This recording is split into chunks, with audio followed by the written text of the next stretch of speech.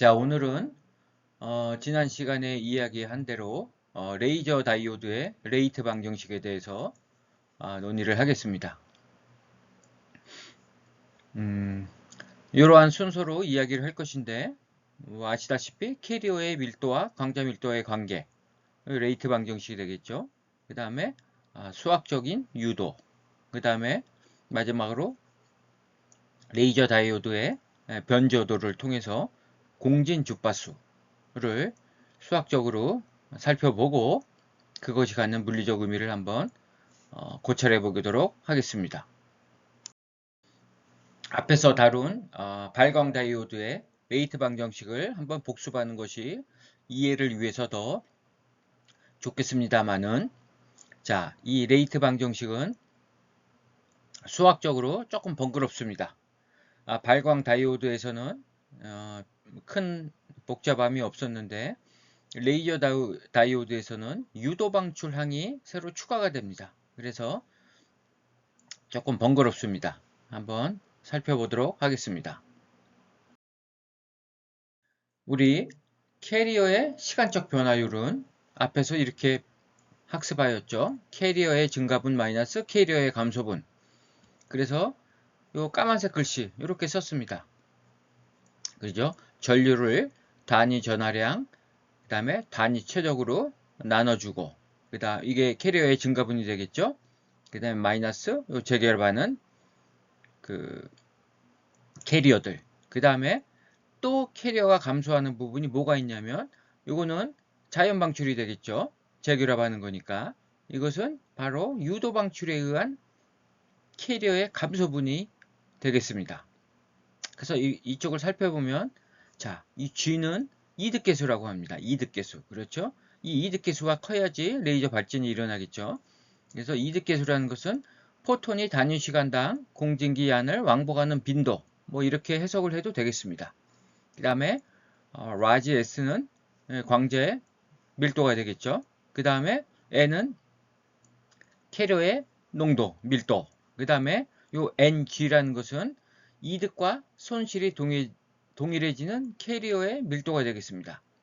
즉, 우리 레이저 다이오드는 빛의 이득, 이것이 반드시 손실보다 커야 된다 그랬죠. 그래서 공진기를 한번 왕복하면 빛이 세기가 강해집니다. 증폭이 됩니다.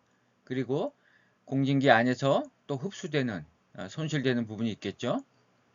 그런데 그것이 캐리어의 밀도하고 관련이 있습니다. 그래서 이득과 손실이 동일해지는 캐리어의 밀도, 이렇게 정의를 할 수 있습니다. 그 다음에 광자의 시간적 변화율은 똑같겠죠. 광자의 증가분 마이너스 광자의 감소분.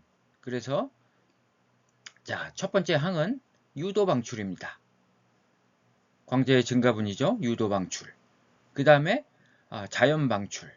이게 다 광자가 생성이 된 겁니다. 광자의 생성은 캐리어의 소멸하고 같은 의미죠. 캐리어가 소멸되면서 빛을 내보내는 거니까 이것은 어떻게 보면 캐리어의 소멸하고도 관련이 있는 겁니다. 그래서 유도 방출, 자연 방출. 그 다음에 광자의 감소분은 뭐겠습니까? 마이너스 타우 pH분 S. 이거 앞에서도 한번 다뤘죠. 이것은 안에서, 공진기 안에서 빛이 땅 광자가 발생이 되면 그 광자가 굉장히 빠른 시간 내에 밖으로 방출이 된다 그랬죠. 그 방출하는 데까지 걸리는 시간, 이것을 광자의 재결합하는 시간 형태로 이렇게 표시를 할 수가 있습니다. 그래서 광자의 감소분은 이렇게 쓸 수가 있다는 겁니다. 그래서 여기에 C라는 것은 자연 방출광 결합계수라고 해서 10의 마이너스 3승 정도의 값을 갖습니다. 자, 그러면 우리 이번 시간에는 직류 성분까지만 검토해 보도록 하겠습니다. 수학적으로 좀 번거로워서 시간이 많이 걸릴 것 같아서 먼저 이번 시간에는 직류 성분만 살펴보도록 하겠습니다. 직류 성분은 시간에 따라 변하지 않는 특성이죠. 그래서 dNdt는 제로가 됩니다. 그래서 dNdt는 이렇게 됐죠. 여기. 그래서 제로. 그 다음에 dsdt는 이렇게 됐죠. 이걸 제로. 자, 그럼 이제 두 가지로 나눠서 생각할 수가 있습니다. 자, 레이저 다이오드이기 때문에 자, 유도 방출이 발생하지 않았을 경우, 발생했을 경우 두 가지로 나눠서 생각을 해보도록 하겠습니다.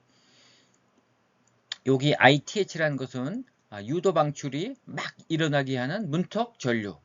그래서 I가 ITH보다 작은 경우에 해당하겠죠.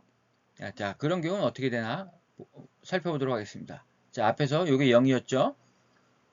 유도 방출이 발생하지 않았으니까 유도 방출항은 모두 제거하고 여기 발광 다이오드하고 동일하죠. 그래서 N은 전류와의 관계가 이렇게 표시할 수 있습니다. 이것은 발광 다이오드하고 동일하죠.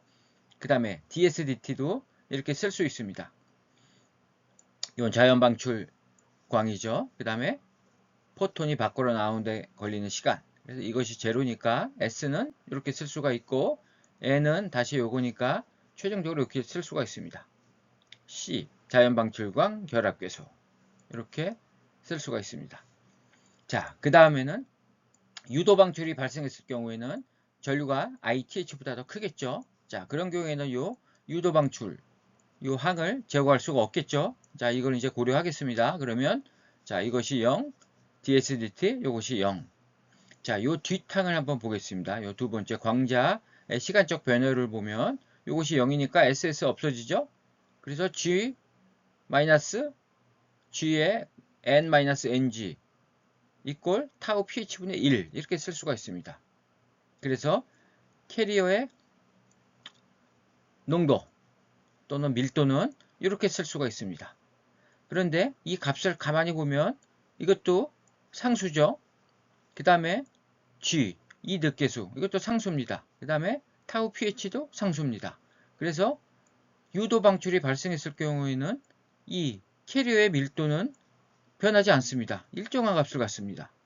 이상하죠? 전류를 증가시켜도 캐리어 밀도가 증가하지 않는다는 얘기입니다. 일정한 값을 유지한다는 얘기입니다. 왜 이렇게 되는가에 대해서는 이제 뒤에서 설명을 하도록 하겠습니다. 그 다음에 요 두식을 이제 더합니다. 이렇게 더합니다. 더하면 이렇게 쓸 수가 있겠죠? 여기 광자의 시간적 변화율, 캐리어 밀도의 시간적 변화율. 그럼 이쪽에서 없어지는 항이 나오겠죠? 그래서 정리하면 이렇게 쓸 수가 있습니다. 자, 요 뒷항을 한번 보겠습니다. I-타우 EH분의 QVN. 자, 우리가 유도 방출이 발생하려면 이 값이 어떻게 돼야 되겠습니까? 0보다 커야 되겠죠? 그래서 자, I가 이렇게 I-타우 EH분의 QVN이 0보다 클 때 유도 방출이 발생합니다. 그래서 우리 요 부분을 ITH로 볼 수가 있습니다. 요 디멘전을 한번 보십시오. 요거 V는 최적이죠. 캐리어의 농도죠. 단위 전하량이죠. 그것을 시간으로 나눴습니다. 이게 마치 전류의 차원하고 동일합니다. 전류라는 것은 단위 시간당 흐르는 전하량이니까 이거를 우리는 문턱 전류로 볼 수가 있습니다. 그렇겠죠? 그래 I가 이거보다 커야지만 유도 방출이 발생하는 거니까 이걸 문턱 전류로 볼 수 있다는 겁니다. 그래서 이거를 ITH로 놓고 이렇게 쓰고 그 다음에 N은 우리 앞에서 이렇게 구했었죠. N을 여기다 살짝 대입합니다. 그러면 이렇게 나옵니다. 그래서 최종적으로 S는 어떻게 쓸 수 있냐면 요게 ITH라 그랬죠. 그리고 타우 pH를 양변에 곱해주면 S는 QV분의 타우 pH의 I-ITH 이렇게 쓸 수가 있습니다. 그래서 정리를 하면 자, 자연 방출이 일어났을 때 캐리어의 농도는 이렇게 됐었죠. 그 다음에 광자의 농도는 이렇게 됩니다. 그 다음에 유도 방출이 일어났을 때 캐리어의 농도는 일정하다 그랬죠. 컨스탄트합니다. 그리고 광자의 농도는 QV분의 타우 pH의 I-ITH 이렇게 쓸 수가 있습니다. 그래서 이 상을 그림으로 그려보면 이렇습니다. 자, 전류와 캐리어의 밀도와의 관계는 자, 이렇게 그려볼 수 있습니다. 자, 요거죠. 자, 문턱 전압, 문턱 전류 이하에서는 이렇게 쭉 증가합니다. 1차 함수로 증가하다가 문턱 전류를 넘어가면, 즉 유도 방출이 발생하면 일정하게 유지된다 그랬죠? 그래서 이렇게 표현을 했습니다. 그 다음에 전류와 광자 농도와의 관계는 자, 문턱 전류 이하에서는 이 I의 1차 함수죠. 자연 방출 관계수는 10의 3승 정도로 매우 작습니다. 그래서 기울기가 매우 작습니다. 그래서 이렇게 하다가 증가하다가 문턱 전류를 넘어서면 유도 방출이 급격히 발생합니다. C가 없어지죠. 그래서 기울기가 굉장히 가파르게 쫙 올라갑니다. 그때 S는 이렇게 표현이 되죠. 이렇게 쓸 수가 있습니다. 그래서 굉장히 기울기가 가파르게 올라갑니다. 자, 우리는 여기서 이 부분이 이상하죠? 왜 전류를 증가시켜도 캐리어의 밀도가 일정하게 유지가 됩니까?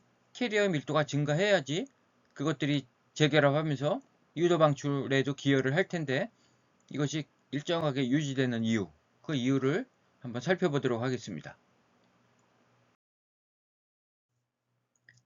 자, 왜 캐리어 농도는 유도 방출이 발생하는 경우 전류를 문턱 전류 이상 증가시켜도 일정하게 유지될까?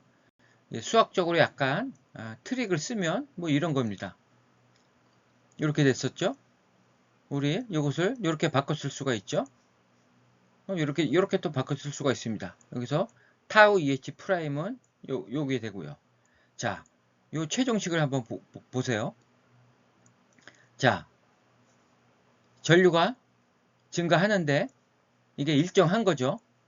이게 일정하다는 얘기는 이 앞부분에 어딘가가 감소를 해야 된다는 얘기가 되겠죠.